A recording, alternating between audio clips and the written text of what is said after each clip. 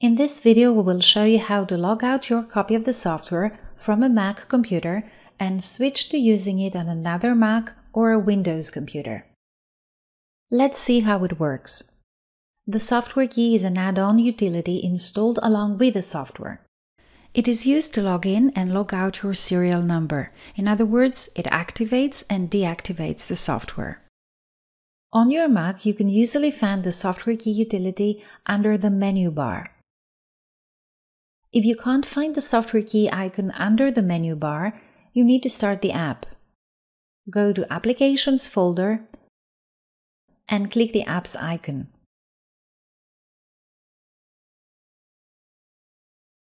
Now the software key icon should be available under the menu bar.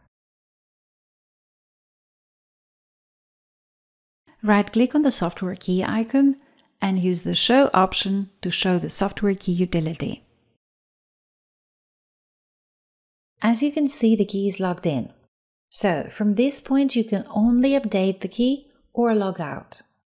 If you wish to use the software in any other computer, you need to log out the key out of this computer.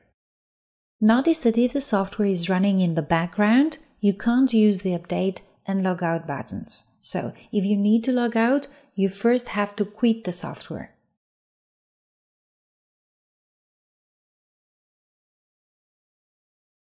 Now that the key is logged out, you can go to another computer, either a Mac or Windows, and use the software key utility once again to activate the software using the same serial number and activation code.